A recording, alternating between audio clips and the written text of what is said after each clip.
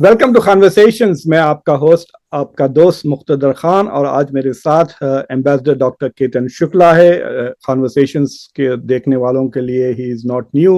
वो retired US Indian foreign service के officer रह चुके हैं, कई मुल्कों में एम्बेसडर भी रह चुके हैं। He is also a medical doctor. और आज हम उनके साथ मिडल ईस्ट के बारे में बात करेंगे, with special focus on future scenarios और इंडिया का रोल मिडल ईस्ट में और बेसिकली इसराइल में क्या हो रहा है। सो डॉक्टर शुक्ला साहब, welcome to conversations. Thank you very much sir. Sir, शुरू करते हैं इसी बात से कि आज एक साल हो गया है ये जंग बेसिकली हमास के टेररिस्ट अटैक्स की वजह से शुरू हुई थी, जिसमें 1200 इजरायली मारे गए थे और तकरीबन 250 हॉस्टेजेस उन्होंने लिए थे। और रिपोर्ट्स के मुताबिक काफ़ी क्रूअल उनका व्यवहार था, रेप्स भी किए उन्होंने, बच्चों को भी मारा, फैमिलीज को भी मारा। और उसके बदले में वो 6 घंटे के क्रूअल आतंकवाद के बदले में इसराइल ने एक साल का आतंकवाद कर दिया है गाजा पर, जिसमें तकरीबन 42,000 से ज़्यादा लोग मारे गए, जिसमें से 30,000 से ज़्यादा सिर्फ बच्चे और औरतें हैं। तकरीबन 60-70% उनका इंफ्रास्ट्रक्चर वो डिस्ट्रॉय कर दिया गया है। हॉस्पिटल्स, स्कूल सारे के सारे तबाह। वाटर को इस्तेमाल कर रहे हैं एज ए वेपन, फूड को। और इंटरनेशनल कोर्ट्स वगैरह भी इसे जेनोसाइड की तरफ इशारा कर रहे हैं। ये सारी की सारी चीज़ें अमेरिका के मुसलसिल अनक्रिटिकल सपोर्ट के साथ हो रहा है। तकरीबन $40 बिलियन बाइडन ने एलोकेट कर दिए हैं इसराइल के लिए, और नॉन स्टॉप हथियार जितना भी वो चाहते हैं। और जब भी इसराइल पे बाहर से हमले होते हैं, अमेरिका और वेस्टर्न कंट्रीज फौरी तौर पर डिफेंस के लिए आ जाते हैं। ख़ासतौर से ईरान के जब भी हमले हुए हैं 2 बार, एक बार अप्रैल में और अब तो यूएस, कनाडा, यूएस, बरतानिया, अब की बार फ्रांस और जॉर्डन खड़े हो जाते हैं इसराइल को सपोर्ट करने के लिए। तो सर, ये जो चल रहा है आप इसे कैसा देखते हैं? सबसे पहले तो आज का दिन बड़ा ट्रेजिक डे है। जैसे आपने सही कहा कि एक छोटे से इंसिडेंट के जो एक फेस्टिवल हो रहा था सुपरनोवा रेम की बुश में, तो वहाँ 1250 लोग मारे गए, जिसमें 40 सोल्जर थे। और सबसे ज़्यादा प्रॉब्लम ये हो गया कि 251 हॉस्टेज है, उसमें से अभी भी 101 हॉस्टेज उनके गाजा में है। ये जो हुआ है, ये एक तरीके से हम कह सकते हैं कि Netanyahu is victim of the circumstances, but he created circumstances for such great tragedy. ये बहुत ही दुखद घटना है एक साल के बाद। जैसा आपने भी कहा कि 42,000 लोग गाजा स्ट्रिप में मारे गए हैं, जिसमें 17,000 फीमेल है, 18,000 ऑर्फन हो गए हैं, और 138 जर्नलिस्ट, पहली बार ऐसा होगा कि 287 एड वर्कर और 138 जर्नलिस्ट भी मारे गए हैं। अब इसके बाद इसके साथ ये भी कहे कि और कैजुअलिटी, तो लेबनान में 1 मिलियन लोग डिस्प्लेस हो गए हैं, 2,000 के आसपास मारे गए हैं। और लेबनान से जॉर्डन जाने का जो रास्ता है, वो रास्ता भी इसराइल ने बंद कर दिया है। तो गाजा तो हम कह सकते हैं कब रबल हो गया है। फिर भी अभी भी ज़्यादा रिपोर्ट नहीं हो रहा है, पर गाजा में अभी भी एयर स्ट्राइक हो रहे हैं। अभी एक हॉस्पिटल के पास भी अटैक हुआ। तो गाजा में तो अटैक हो रहे हैं, साथ में लेबनान में, और वो काफ़ी हैवी है। अब ये परिस्थिति में हम यदि देखें, वेस्ट बैंक में भी कुछ 700 से वेस्ट ज्यादा। बैंक में भी चल रहा है, वेस्ट बैंक में भी हुआ है। तो या, ये कंटिन्यूअस जो गाजा और वेस्ट बैंक में हो रहा है, पर गाजा में तो बहुत सीरियस, जी जो कहते हैं सीरिया ज्यादा है, और लेबनान में भी अब बहुत ज्यादा हो गया है। जी। तो ये जो परिस्थिति है बहुत ही गंभीर है, एक ह्यूमन ट्रेजेडी कह सकते हैं, कि जिसमें आपने जैसे कहा, खाना नहीं है, पीने का पानी नहीं है, और रहने के लिए कोई जगह नहीं। अब विंटर आएगा तो गाजा स्ट्रिप में तो ऐसा है कि कोई जगह रहने लायक नहीं रही है। अब जो थोड़ी बहुत बची है वो भी मुझे लगता है 10 दिन बाद रहेगी या नहीं रहेगी। तो ये एक सबसे बड़ी ट्रेजेडी है। दूसरी ट्रेजेडी है कि ये जो पैलेस्टीनियन डिस्प्लेस हुए हैं, लेबनान के 1 मिलियन है, ज़्यादा भी हो सकते हैं, ये सबको बाकी कोई कंट्री लेने के लिए तैयार नहीं होने वाला है। ये लोग रेफ्यूजी कैंप में रहेंगे। और ये परिस्थिति एक कह सकते हैं कि 21वीं सदी की सबसे बड़ी ट्रेजेडी है, क्योंकि हम 20वीं सदी में जो ट्रेजेडी हुई उसको तो हम एक हिस्ट्री में गिन सकते हैं। तो ये एक बहुत ही बड़ी प्रॉब्लम है। अब आज एक न्यूयॉर्क में आज के दिन में उनके एक बहुत बड़े प्रो इसराइल जर्नलिस्ट ने लिखा है कि is it a war for survival of Israel Friedman और war for the survival of Netanyahu. हमने जब पहली डिबेट की थी, आपको याद होगा, जी एक हाँ। वीक बाद, तभी मैंने कहा था उसमें एक बहुत बड़ी दिक्कत तभी थी कि जो जुडिशरी का बड़ा एजिटेशन हो रहा था जी और नेथानियाहू का रेटिंग 20% हो गया था। तो जब ये ट्रेजेडी हुई तभी मैंने कहा था कि ये बहुत ही बड़ा, ये आगे जाके एस्केलेट करेगा, क्योंकि नेथानियाहू की एक इमेज थी मिस्टर सिक्योरिटी। उनको हमेशा एक उन्होंने image over the years build की थी कि उनके जो ब्रदर थे, जो एंटेबी अटैक के लीडर थे और मारे गए थे, उनको ग्रूम कर रहे थे पीएम के लिए। बाद में वो मर गए, उसके बाद नेतन्याहू को एक अपॉर्चुनिटी के, जो भी कहो के destiny, he started people looking at him कि भाई ये प्राइम मिनिस्टर बनेंगे, फॉरेन मिनिस्टर रह चुके हैं। और एक दूसरी चीज प्रॉब्लमेटिक ये है कि नेतन्याहू अमेरिका को सबसे ज्यादा अच्छी तरह समझ सकते हैं। 1996 में क्लिंटन के साथ उनकी मीटिंग हुई थी एज फॉरेन मिनिस्टर। जब मीटिंग खत्म हुई, क्लिंटन इतने चिढ़ गए थे, उन्होंने कहा उनके एड को कि who is the bloody super power here. उसके बाद अब 4 प्रेसिडेंट के बाद हम देख सकते हैं कि नेतन्याहू अमेरिका के पॉलिटिशियन को how to play Washington from various angle and the game he knows better than majority of the American politician। तो ये परिस्थिति में अब एक साल बाद हम यदि उसको ओवरऑल देखा जाए तो ईरान, मैंने अप्रैल में भी आपके एक शो में कहा था कि ईरान कोई बड़ा अटैक नहीं करेगा। ईरान के लिए अब मजबूरी थी, इसलिए उन्होंने इस बार भी अटैक किया है। पर ईरान की परिस्थिति यह है कि मिडल ईस्ट में सबसे बड़ी नेतन्याहू के लिए फायदेमंद परिस्थिति यह है कि हम ये कह सकते पूरा प्रॉब्लम का जिनेसिस ट्रम्प का टेन्योर है।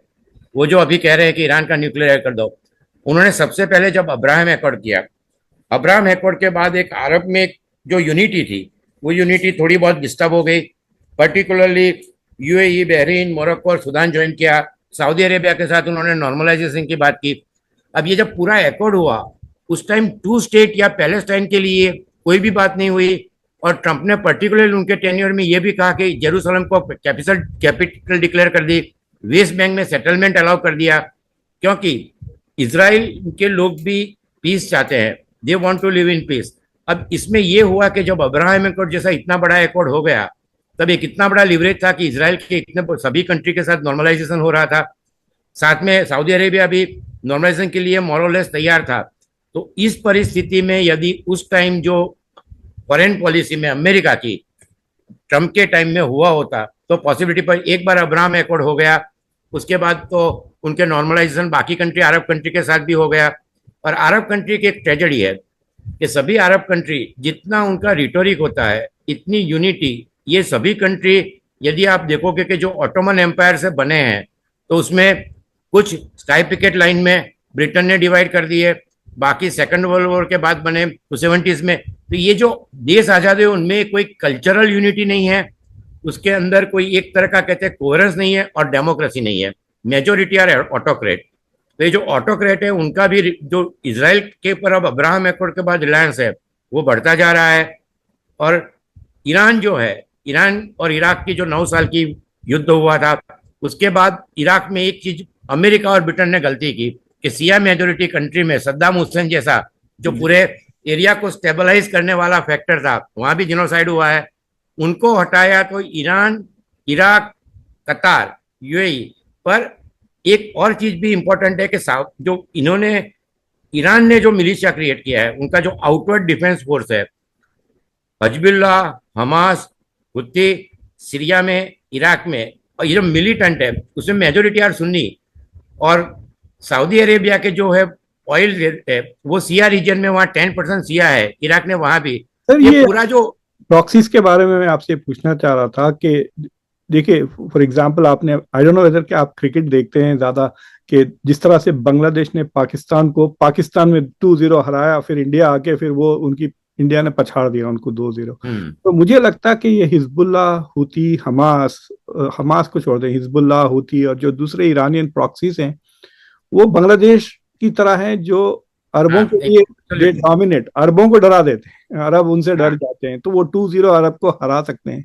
जब लेकिन वो इजराइल से जब खेलने आए हैं तो they are no match to Israel, खासतौर से। इनफैक्ट आई थिंक कि इस इस जंग के बाद से तो it is foolish to think of Israel as an independent country. Israel को अमेरिका की प्रॉक्सी समझना चाहिए, जिस तरह से हिजबुल्ला इज ईरान प्रॉक्सी। सारे हथियार यहीं से आ रहे हैं, सारे पैसे यहीं से आ रहे हैं। इनको वीटो वीटो इनको दे दिया है। Israel uses America's veto whenever it wants. और मतलब जितने पैसे चाहिए, देयर इज नो लिमिट कि जो अमेरिका सपोर्ट कर रहा है। तो basically it's like fighting America. तो तो ये जो जो हवा बनी हुई थी ईरान की, क्या वो इस जंग से खत्म हो रही है या बढ़ रही है? नहीं, मुझे लगता है इसके बाद दो चीजें होगी। एक तो ईरान का जो क्लाउड है वो कम हो जाएगा, क्योंकि ईरान में इंटरनल सिचुएशन जो है वो इतनी अच्छी नहीं है, पहली जी चीज। दूसरी चीज ये हुई है कि अभी आपको शायद ताज्जुब होगा, और आपने शायद देखा भी होगा कि ईरान के जो एक्स अमीरजान गए थे कतार में, उन्होंने ये कहा कि उन्होंने एक विंग बनाई थी एंटी मोसाद। उसका हेड से लेके 20 जो आदमी थे वो मोसाद के एजेंट थे ईरान के अंदर, जी और हाँ। उनके न्यूक्लियर। तो इसमें यह है कि ईरान में आप यदि उनकी मिलिट्री स्ट्रेंथ जो सब एनालाइज करते हैं, डिफेंस एनालिस्ट, ये पेपर पे बहुत अच्छी दिखती है, पर जब सैंक्शन हुई अमेरिका की उसके बाद और साके जाने के बाद उनका एयरफोर्स इतना बिल्कुल अच्छा सही। नहीं है पहले जैसा। जी स्पेयर पार्ट मेंटेनेंस सब इतना अच्छा नहीं है। उनके पास दो चीजें अच्छी है, ड्रोन एंड मिसाइल्स, जो जी रशिया को भी सप्लाई करते हैं। तो इस परिस्थिति में यदि ईरान ज्यादा एस्केलेट करेगा, मैं पहले भी कहता नहीं करेगा, क्योंकि इसराइल हैज मार्वेलस एयरफोर्स, चाहे जो भी हो, एंड दैट सप्लाई, आपने जैसे कहा अमेरिका के अभी सेनेट ने 10 बिलियन पास कर दिया जब सबके लिए बहुत दिक्कत हो रही थी, पर और हमेशा always they are on the side of bipartisan support रहता है, जी चाहे डेमोक्रेटिक पार्टी हो या चाहे रिपब्लिक पार्टी हो। तो इसमें यह है कि दूसरी चीज ये है कि जो ओवर द इयर्स हिस्ट्री में जो चेंजेस हुए हैं, तो उसका मुझे लगता है कि पैलेस्टाइन वालों को भी थोड़ा ध्यान रखना चाहिए था कि 79 में इजिप्ट ने साइन किया, कैंप डेविड के बाद जॉर्डन ने किया, उसके बाद अब्राहम एकॉर्ड हो गया। तो अरब कंट्रीज में जो कहते हैं कि यूनिटी थी, तो अब एक रिटोरिक पे ज्यादा रहती है कि आवाज ज्यादा करेंगे या कुछ अनाउंस करेंगे। पर दूसरी चीज आप ऑब्जर्व करोगे तो वहां जो पब्लिक ओपिनियन है वो पैलेस्टाइन और ईरान की फेवर में है, पर जी जो रूलर्स है they are not in favour. और रूलर्स के लिए ये हमेशा उनको ये डर लगता है कि कहीं स्प्रिंग रिवॉल्यूशन की तरह सडनली कोई चेंज हो जाए। तो इसीलिए भी वो बहुत गार्डेड वॉइस में बोलते हैं अभी। और कोई मुझे नहीं लगता है कि इतनी बड़ी ये कही। और आपको याद होगा जो लास्ट समिट हुई थी इजिप्ट ने, उसमें सऊदी अरेबिया प्रिंस ने कहा था कि they should follow the Mahatma Gandhian जी हाँ। पॉलिसी एंड जी they should do non violence, जो हमें कहना चाहिए था पर हम उसमें हाजिर नहीं थे। तो ये परिस्थिति में अगले 10 या 15 दिन मुझे लगता है कि एक चीज अभी धीरे धीरे क्लियर हो रही है। आज कमला हैरिस को 60 में भी पूछा था कि is Israel America strong ally. Biden को 2 दिन पहले क्रिस मर्फी एक सेनेटर ने पूछा था कि do you think that Israel is trying to influence the American election. नहीं नहीं तो हाँ। डेमोक्रेट जी हाँ ये बहुत डेमो सेनेटर, और he is a good senator, ऐसा नहीं है कि प्रो इसराइल है या प्रो पैलेस्टाइन है। तो उन्होंने भी, तो ये इलेक्शन को इन्फ्लुएंस कर सकता है। फिर भी कमला हैरिस ने आज जो स्टेटमेंट दिया वो अच्छा है। उन्होंने पहले भी दिया हुआ है 1.5 महीने पहले कि 2 स्टेट होना चाहिए और ह्यूमैनिटेरियन एड और उसमें देनी चाहिए। पर नेतन्याहू के पास अब मैं कहता हूं विंडो 30 दिन की है या 25, कि तब तक सब अमेरिका का पोजीशन इलेक्शन का क्लियर मोर और लेस हो जाएगा। उसके बाद जो अभी जो सिचुएशन है उतनी अच्छी नहीं रहेगी, क्योंकि जो फ्रीडमैन ने लिखा है वो सही बात है। आप एक चीज देखो कि नेतन्याहू, ये इजराइल का जो इंटरनल पॉलिटिक्स है वो ज्यादा गवर्न कर रहा है। एक कई कंट्री में ऐसा है कि जो इंटरनल डोमेस्टिक कंपल्सन होते हैं वो फॉरेन पॉलिसी और इवन ये युद्ध की परिस्थिति में, जैसे हमारी फॉरेन पॉलिसी हम आगे डिस्कस करेंगे, तो जो डोमेस्टिक कंपल्सन होते हैं उसकी वजह से चेंजेस काफी बड़े हो जाते हैं। वो अपने डिफेंस मिनिस्टर को सस्पेंड करना चाहते हैं, यूएस गैलेंट को। जो जुडिशियल हुआ था तब भी गैलेंट ने, वो गैलेंट नाइट कही जाती है, उन्होंने 2 बार कह दिया गैलेंट को सस्पेंड करें, नहीं कर पा रहे हैं। जी हाँ। अब इस परिस्थिति में उन्होंने एक मीटिंग की थी, ये जो अटैक हुआ उस दिन अंडरग्राउंड बंकर में, जिसके अंदर सीनबेट, मोसाद और सभी थे। तो सभी का ये कहना था कि आप सीज फायर कर दीजिए। बाइडेन ने भी उनको प्रेशर किया कि आप सीज फायर कर लीजिए, पर उन्होंने सीज फायर नहीं किया। उसको उन्होंने और ज्यादा गाजा में किया। अब इसका रिजल्ट क्या आया है कि इस संडे जो सर्वे आया, नाउ ही हैज 35% रेटिंग, जो 20% था। 25 सीट लिकुड को मिल सकती है। और जितने भी पुराने उनके फॉरेन मिनिस्टर ने तो कहा कि रेड लाइन क्रॉस की, याइर लापिड वो कहता है response must be harsh, Iran, Yemen, Syria, they all should must be taught lesson. उसके यही चीज नाफाती नाफाती बेनेत कहते हैं। या और सार को वो मिनिस्टर बनाना चाहते हैं डिफेंस। तो अब नेतन्याहू के लिए एक चीज ये हो गई कि वो जल्दी वापस पीछे आना चाहते, तो अभी आना उनके लिए मुश्किल हो गया था। दूसरी चीज ये है सर कि देखिए दुनिया में people are quite sympathetic to the Palestinians, Democratic Party में भी थे, यूरोप में भी है, आज बहुत प्रो पैलेस्टाइन सपोर्ट प्रोटेस्ट हो अभी रहे हैं सारी दुनिया में, यूएस में भी हो रहे हैं। लेकिन देर इज नो सिंपैथी और सपोर्ट फॉर ईरान या हिजबुल्ला। तो जब तक इजराइल फलस्तीनियों को मार रहा था तो उसके खिलाफ गुस्सा था सारी दुनिया में। लेकिन जब वो अब हिजबुल्ला को टारगेट कर रहा है और शायद ईरान पे पता नहीं किस किस्म का अटैक होगा, तो ईरान के खिलाफ Iran does not have any goodwill in the western world at least. और हाँ, और अरब वर्ल्ड में भी जो थोड़ा बहुत सपोर्ट है, it is because of their support for the Palestinian, बहुत कम है। हाँ, नॉट बाय देमसेल्व्स, उनके लिए सपोर्ट नहीं है। तो इस वजह से मुझे लगता है कि इजराइल इज फीलिंग के ये नॉर्थ और जो हम जंग कर रहे हैं हुतीस के खिलाफ, ईरान के खिलाफ, ईरान और हिजबुल्ला के खिलाफ, इसमें America is also not protesting. मतलब दे आर प्लानिंग, जो सदर्न कमांड के जनरल कुरिला वहां पहुंच चुके हैं, he is planning with Netanyahu how to respond to Iran. तो और बाइडन भी फंस गए हैं ना, वो मतलब ही रियलाइजेस के नेतन्याहू उनकी बेइज्जत किए जा रहा है, he is trying to influence and make sure कि ट्रंप जीत जाए, तो ये कोशिश कर रहा है। बट सर इन सारी चीजें में एक सवाल उठता है कि दुनिया में लोग कहते हैं कि दिस, लॉट्स ऑफ लोग इंक्लूडिंग इंडिया के फॉरेन मिनिस्टर के, this is a multipolar world.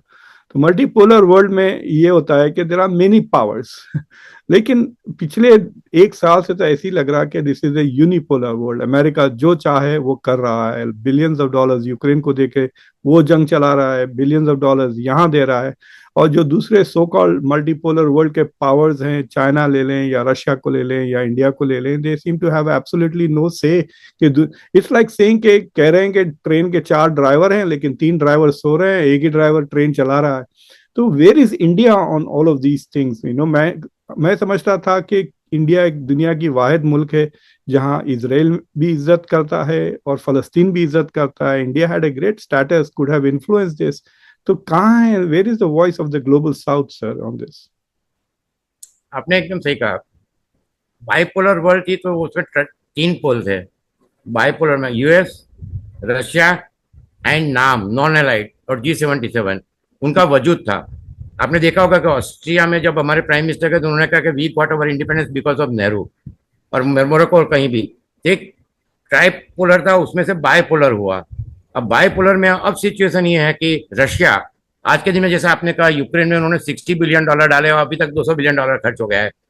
Russia is now spent force and Russia, हम ये कह सकते हैं कि सेकेंडरी पावर टू चाइना। उनका अब इतना वजूद नहीं रहेगा। 6000 सोल्जर मारे गए हैं और टोटल जो उनका लॉस हुआ है it is very heavy. And मुझे लगता है कि विंटर तक जो डिफेंस लाइन स्टेबलाइज रही तो then next year will be very troublesome and very complicated for Russia.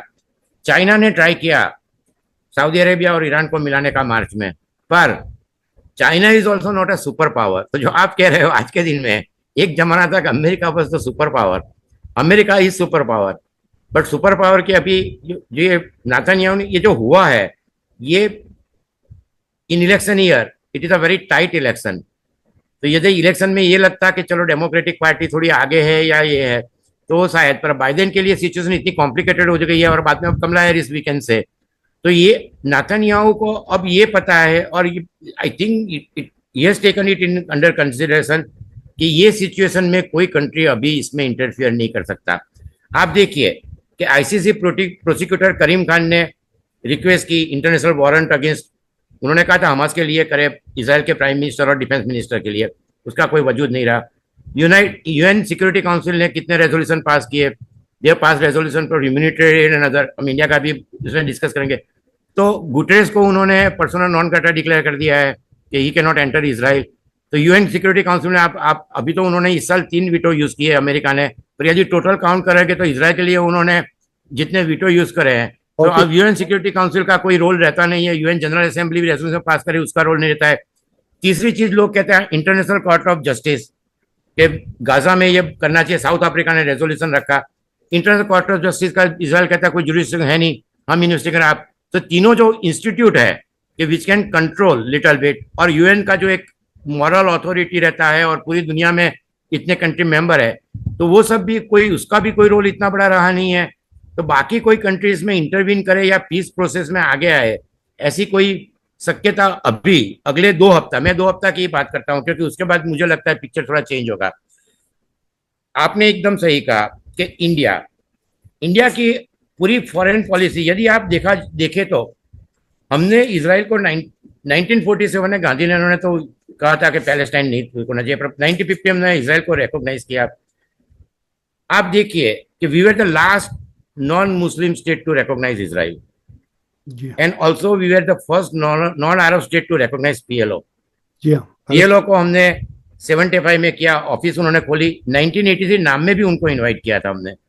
तो देखा जाए उसके बाद सब चेंजेस आने शुरू हुए 99-2000 के आसपास। सबसे पहली विजिट इंडिया में 2003 की किसकी हुई? एरियल शेरोन की। अब एरियल शेरोन आप देखो तो आपको याद आएगा Lebanon, big massacre and butcher of कहते थे, वो टिके रहे, प्राइम मिनिस्टर बने। That was the first visit to India. इसके बाद इसराइल के साथ हमारे ताल्लुकात काफी अच्छे हो गए, और इसमें इंपॉर्टेंट चीज ये है कि वी आर नाउ वेरी, जो कहते हैं डी हाइफेनेटेड, फॉरेन पॉलिसी में एक वर्ड जो आजकल डी हाइफेनेटेड पॉलिसी यूज किया जाता है कि दोनों को अलग अलग देखा जाए।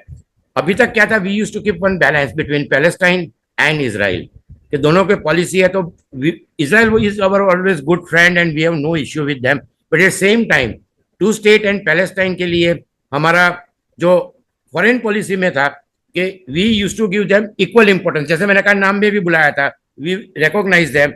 अब ये हुआ है कि दोनों क्या कहते हैं सेपरेट ट्रैक है, independent and it's on merit.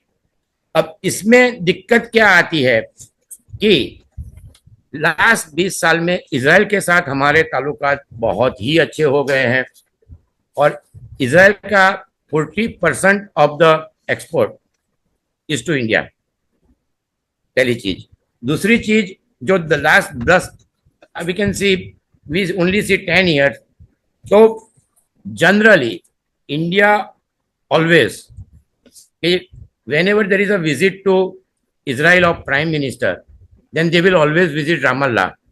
2017 में ऐसा नहीं हुआ था, पर 2018 में इसको रेक्टिफाई किया था, and there was a meeting in Israel and also in the Ramallah. तो ये सब चीज में हमारी जो इजराइल के साथ, we are the third largest partner of Israel in trade.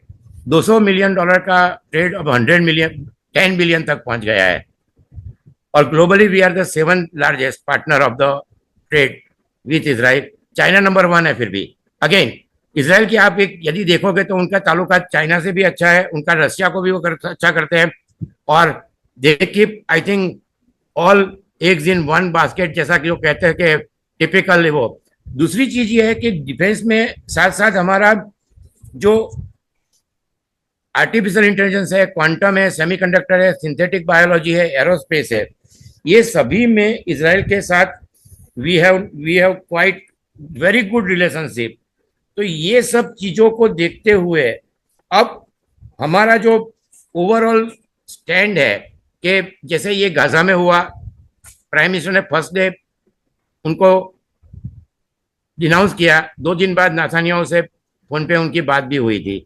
UN में कई रेजोल्यूशन आए, कुछ रेजोल्यूशन में हम एब्सटेन भी रहे, जैसे कि एक ये जिससे वो थोड़ा जनरली इंडिया इस तरह के रेजोल्यूशन में एब्सटेन नहीं रहता था, पर फर्स्ट टाइम आप देखोगे तो जो ह्यूमैनिटेरियन एड का था उसके अंदर इंडिया वाज एब्सटेन, बाद में बाकी रेजोल्यूशन हमने उनको वोटिंग किया। जेरूसलम जो कैपिटल का था उसमें भी अगेन वी डिडंट एग्री। पर यूएन रेजोल्यूशन में भी कई बार ऐसा हुआ है, दो बार, कि वी एब्सटेन। तो ये सब चीज हमारी फॉरेन पॉलिसी में एक बड़ा शिफ्ट है। सो अब हमारे लिए इंपॉर्टेंट क्या है, आपको यार ये भी याद होगा कि गाजा में हम जो 45 कंट्री इजिप्ट ने बुलाए थे, जी नहीं थे हम। तो हाँ, देखिए जहां तक कि अरब वर्ल्ड है sir, they don't seem to think that India is important for this issue.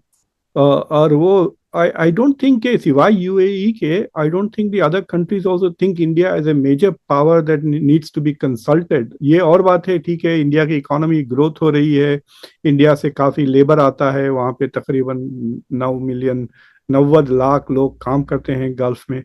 So I don't think they see India as an important power, वरना they would have invited India, reached out to India। मतलब it is not happening, मतलब they are not consulting India जिस तरह से वो China को try कर रहे हैं कि चाइना को इन्वॉल्व करें इन दिस कॉन्फ्लिक्ट। बट मुझे ये सवाल है कि अगर इंडिया अपने आप को the leader of the global south कहता है, अगर इंडिया अपने आप को एक मॉरल फोर्स बनाना चाहता है, देन ये जो मिस किया है इन्होंने अपॉर्चुनिटी, अभी भी अपॉर्चुनिटी है to take a lead on this issue. तो ये कहना कि जब सवाल उठता है तो कह रहे हैं नहीं हम हमारे नेशनल इंटरेस्ट पे चलते हैं, लेकिन फिर दूसरी बार पलट के कहते हैं कि नहीं हम हमारा जो रोल है फॉरेन पॉलिसी में वो दुनिया की बेहतरी के लिए, it's good for the world. So how is India current foreign policy good for the Palestinians और इवन फॉर इजराइल? ये जो जंग मुसलसिल चल रही है, कोई कोशिश नहीं की जाए, उल्टा इंडिया बेच रहा है हथियार टू इजराइल। नहीं, ये है कि फॉरेन पॉलिसी में एक्टिव फॉरेन पॉलिसी जो होती है और टू ट्रैक फॉरेन पॉलिसी जो होती है वो पहले से थोड़ी कम है। कोई डोमेस्टिक कम, जो कहते हैं, मैंने कहा कि इजराइल का जैसा हाल है, अमेरिका में भी ये domestic compulsion sometime overtakes little bit. You should not, national interest first. हमारे लिए अरब कंट्रीज इंपॉर्टेंट है, इवन ईरान भी इंपॉर्टेंट है। जैसे अरब कंट्रीज है हमारा, जैसे आपने बताया एनआरआई, $70 बिलियन हमारा रिपेट्रिएशन होता है। Oil we are importing majority, अभी रशिया से आता है, पर Arab countries are important for oil security. And also जो हम मिडल ईस्ट कॉरिडोर की बात करते हैं, तो यहाँ भी peace in this region, Middle East, Iran and even Gaza Strip and West Bank, Israel, तो ये हमारे लिए बहुत ही इंपॉर्टेंट है। क्योंकि हमारा जो एक तो हम G20 के प्रेसिडेंट हमारी अभी तक थी, we were having very big role. उसके बाद ओवरऑल देखा जाए तो जो नॉन अलाइंड कंट्रीज का एक था मोर देन 100 कंट्रीज और G77, इस तरह का कोई ब्लॉक नहीं है। अभी जो ब्लॉक है SCO, ब्रिक्स ना, ब्रिक्स में जो लूला है वो कम्युनिस्ट है, उनको भी इसराइल ने पर्सनल नॉन कंट्री डिक्लेयर कर दिया है। तो अगली जो ब्रिक्स मीटिंग होगी now, Brazil will be the chairman. तो अब इसमें they will make lot of statement और इवन रेजोल्यूशन। तो इसमें यह है कि एक तो आपका जो bilateral and also the regional wise जो टू ट्रैक डिप्लोमेसी होती है, जो आपका क्लाउड होता है और आपका एक्टिव पार्टिसिपेशन कितना है, तो इसमें यह है कि आप इतना ज्यादा पार्टिसिपेशन नहीं दे। हमारी लुकिंग वेस्ट पॉलिसी थी, तो लुकिंग वेस्ट पॉलिसी में मिडल ईस्ट भी इंपॉर्टेंट है, क्योंकि मिडल ईस्ट के लिए अभी तक अमेरिका ही उनका सिक्योरिटी का गारंटर था। और चाहे जो भी हो अमेरिका का रोल रहेगा, सऊदी अरेबिया और कोई भी कंट्री जो भी बात करे, पर in the end they have to rely on America, not Russia और चाइना। तो ये परिस्थिति में हमारे लिए अमेरिका, आपने जैसे देखा कि quad, now quad we are very important partner because of our geostrategic situation। Basically कोई भी पार्टी हो, कोई भी गवर्नमेंट है, कोई भी आइडिया हो, तो India will remain very important. जैसे मैं हमेशा आपको असाद ने कहा Bangladesh important because of Saint Martin island, Sri Lanka will, तो we are a very big country, big democracy, growth हमारा अच्छा है, वी हैव बिग पॉपुलेशन, चाहे जो भी है, पर हमारा ग्रोथ रेट बाकी कंट्री से अच्छा है, एंड वी हैव कैपेसिटी।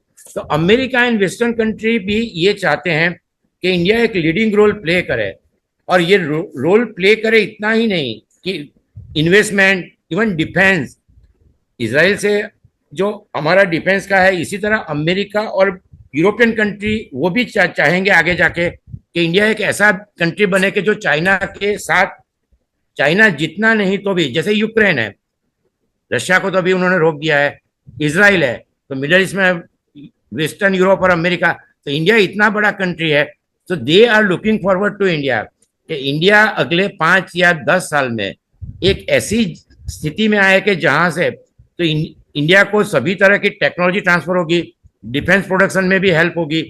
तो हमारा जो रोल है, हमारी लुकिंग वेस्ट पॉलिसी है, पर हमारी जो बात इसमें हमें नेशन फर्स्ट, कि जिससे इंडिया को लॉन्ग टर्म में क्या फायदा होगा, और लॉन्ग टर्म में हमारे लिए दो चीजें बहुत क्लियर है। चाइना चाइना यहाँ है, यहाँ रहेगा, और चाइना का ग्रोथ रेट और चाइना की जो प्रोग्रेस है वो काफी अच्छी है।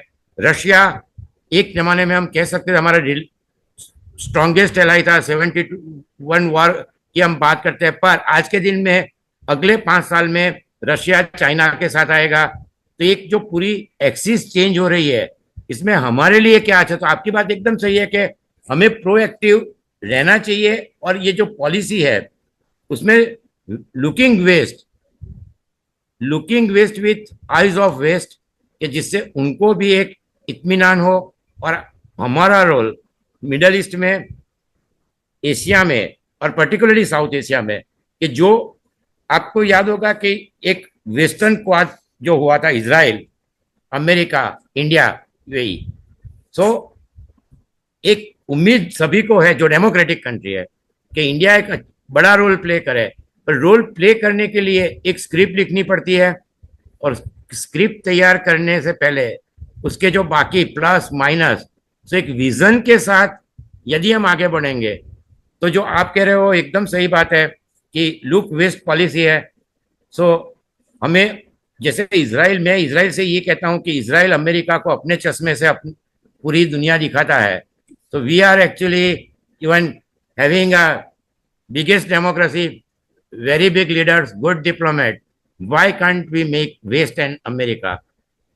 Look, but then they should have trust, ये आप जो कहना चाहते हो कि trust, and they must have confidence, और ये बिल्ड करना पड़ता है। तो मैं आप एक इंटरेस्टिंग वाकया बताता हूँ। मैं लार्सन एंड टूब्रो नाम की कंपनी के लिए 1 साल काम किया था। तो हम ट्रेन से कहीं से आ रहे थे, तो मुझे ट्रेन में एक जॉब ऑफर मिली एक साहब के पास से। तो मैं वो किस्सा, मेरा एक इंजीनियर था, उनका नाम याद आ गया मुझे, पंचाल था उनका नाम। तो ही वाज, गुजराती कंपनी है नानू भाई की। पंचाल साहब used to be my assistant in Larsen and Toubro, but he was an experienced person, काफी ओल्डर पर्सन थे, and he was helping me adjust to this new company. तो उन्होंने कहा मुझे, I will tell you something, मेरी बात बुरा मत मानना, बट तुम मेरे बच्चे की तरह हो, so I am going to tell you this. I said कहिए। सो ही सेड देखो, अभी तो तुम अभी निकले हो कॉलेज से, यू हैव पोटेंशियल। तो अब तुमको जो लोग देखते हैं, they think at what you can do, and so they are offering jobs वगैरह। लेकिन तुम्हें एक जगह बैठकर 4-5 साल तक कुछ अचीव करना चाहिए, बिकॉज 4-5 साल के बाद people are not going to look at you and say what can you do, they will look at you and say what have you done. India वैसी जगह है, लोग कह रहे हैं इंडिया का पोटेंशियल है, India is a potential world power, India ये कर सकता है, वो कर सकता है।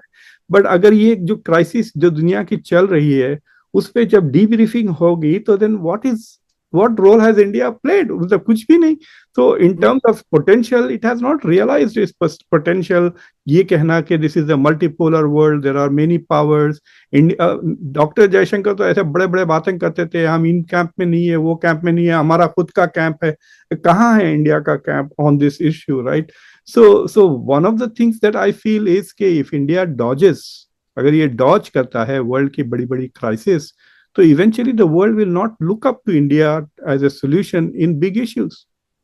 नहीं, आपकी बात सही है। जैसे मैंने वही कहा ना कि आपकी विजन होनी चाहिए, और साथ में प्रोएक्टिव पॉलिसी होनी चाहिए, क्योंकि यदि हम हमारी इंडिपेंडेंस के बाद देखें तो इंडिया का कोई मिलिट्री पावर नहीं था, हम सुई भी नहीं बनाते थे, पर क्लाउड था, जो क्लाउड था that was because of proactive policy. कुछ हमें नुकसान हुआ, पर जैसे साउथ कोरिया है, तो वो भी ऑस्ट्रिया है, और मेजोरिटी ऑफ द कंट्री जिनके भी फाउंडर फादर है, दे ऑलवेज रिमेंबर कि इंडिया ने हमें हेल्प की थी, अफ्रीका में भी। जी हाँ। तो ये जो आप कह रहे हो सही बात है, क्योंकि ये मल्टीपोलर वर्ल्ड उस तरह की मल्टीपोलर वर्ल्ड नहीं है। Each country is their own cloud. China is their own cloud. Iran, north Korea, Russia जो एक्सिस ऑफ विल का वो उनका अपना क्लाउड है। ब्राजील एंड लैटिन अमेरिका वो उनका, अभी अब G20 के बाद ब्राजील भी एक अपना क्लाउड होगा। तो इसमें यह है कि आप एक्टिव पार्टिसिपेशन कर सकते हो, क्योंकि जियो पोलिटिकल रियलाइनमेंट करना पड़ेगा, उसके सिवा कोई और कोई जी आज के दिन में। This is a reality of the present day politics. और जी। दूसरी चीज ये है कि एक रोमन प्रोवर्ब है कि if you don't know which spot you want to reach, no wind will take you there. जो जो जी हाँ। और ये जूइस प्रोवर्ब भी है, रोमन प्रोवर्ब है जूइस में भी। तो इसमें दो चीजें हैं कि एक, ये परिस्थिति में अगले 10 दिन तक यदि ईरान, हिजबुल्ला थोड़ी शांति रखेंगे तो, क्योंकि एक चीज आप देखिए, मैंने इसराइल का भी lot of friends have read lot large number of books. उनका एक बहुत क्लियर कंसेप्ट है। जैसे मैंने कहा कि 1,000 लोग मर गए तो बहुत बड़ा तबाही मचा देंगे। आपको याद होगा कि लेबनान के क्राइसिस ये नसरुल्लाह नहीं की थी, 6 इजरायली सोल्जर उठा के ले गए थे, जी हाँ। दो जी हजार आदमी मारे गए थे। That was a very big tragedy. अब जब ये वॉर हो रही थी गाजा में, इनको फुटबॉल ग्राउंड में रॉकेट छोड़ के 12 बच्चों को मारने की जरूरत नहीं थी, जी हाँ। क्योंकि Netanyahu is looking for some kind of excuse. तो ईरान ने अप्रैल के बाद शांति रख के कुछ शाणपण दिखाया है। आज के दिन में अगले 1 महीने तक सभी जितना हो सके उतना, क्योंकि मुझे नहीं लगता है कि ये गाजा और लेबनान में नेतन्याहू रुकने वाले हैं।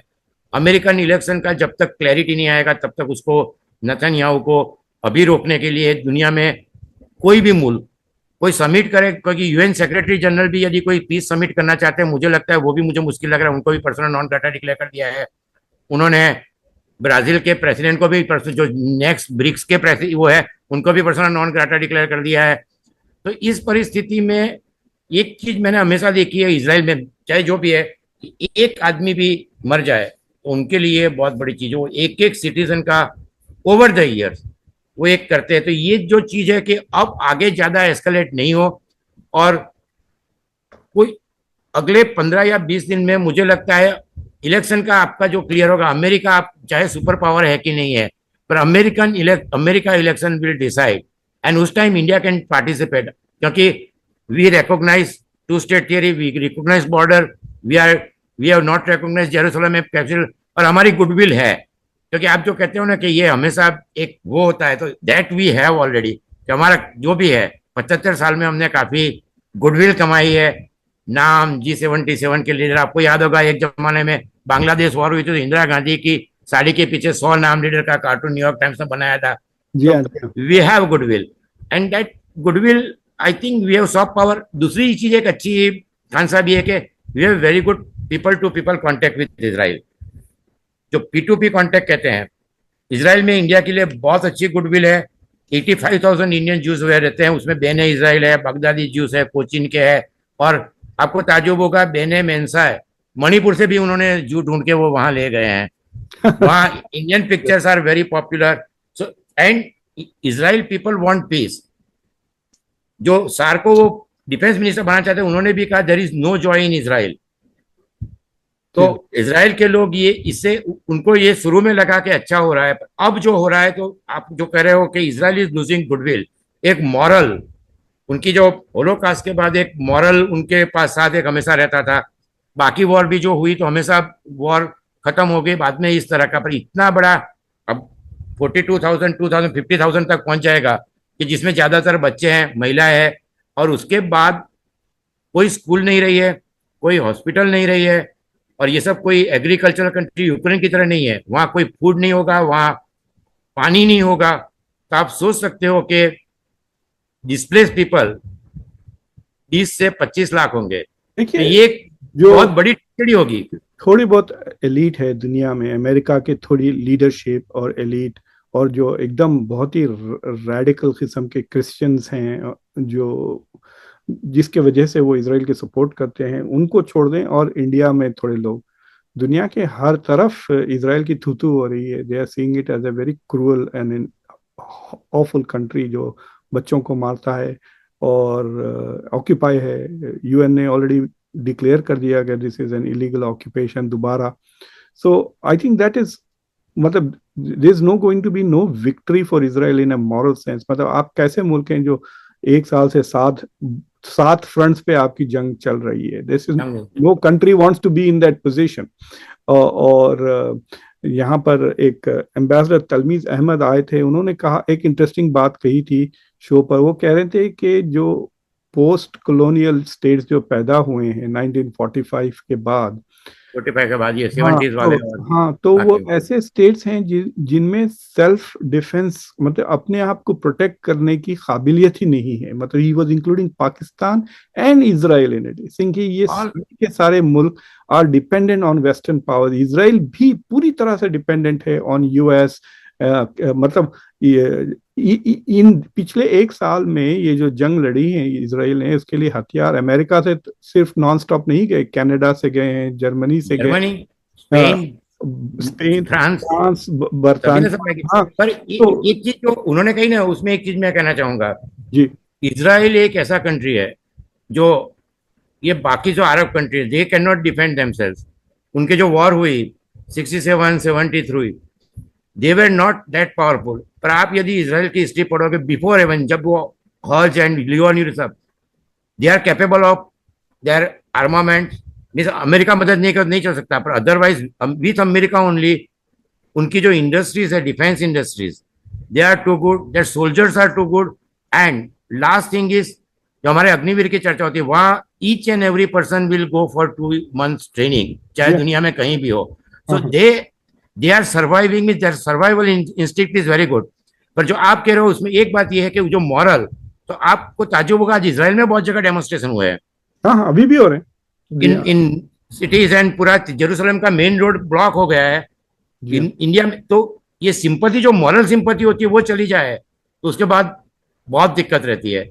जैसे हम 71 वॉर में बांग्लादेश आजाद हुआ, तो एक्चुअली उसके पहले इंडिया में फॉरेन मिनिस्टर स्वर्ण सिंह और वो जो ट्रैवल किया था, जैसे सो पूरी वर्ल्ड में नॉन अलाइड 100 कंट्रीज ने उनको रिकॉग्नाइज करने में टाइम नहीं लिया था, क्योंकि एक गुडविल थी.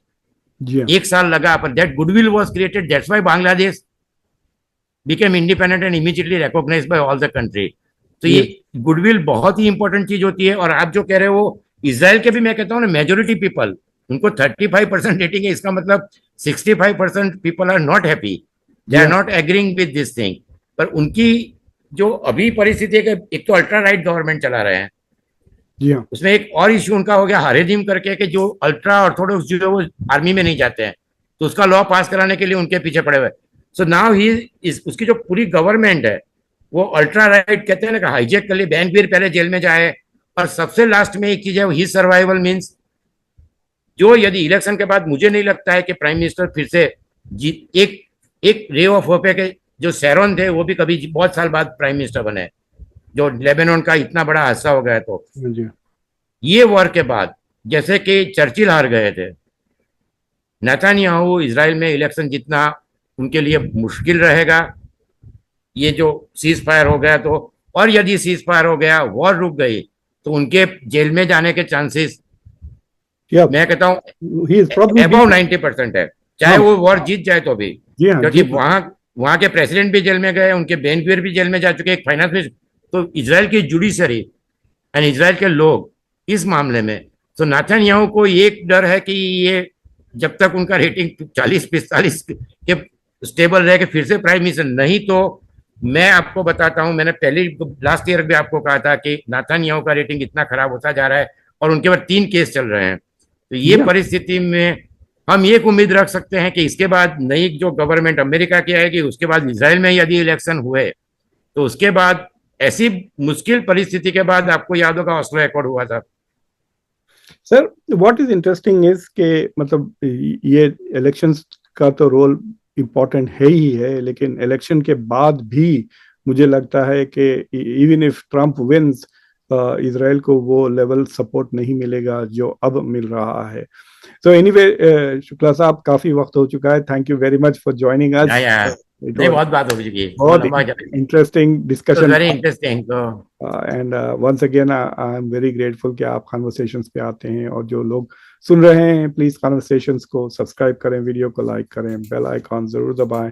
और अंटिल नेक्स्ट टाइम मैं आपका होस्ट, आपका दोस्त Muqtedar Khan. Thank you sir very much. नमस्कार, शुभ रात्रि, थैंक यू। Thank you.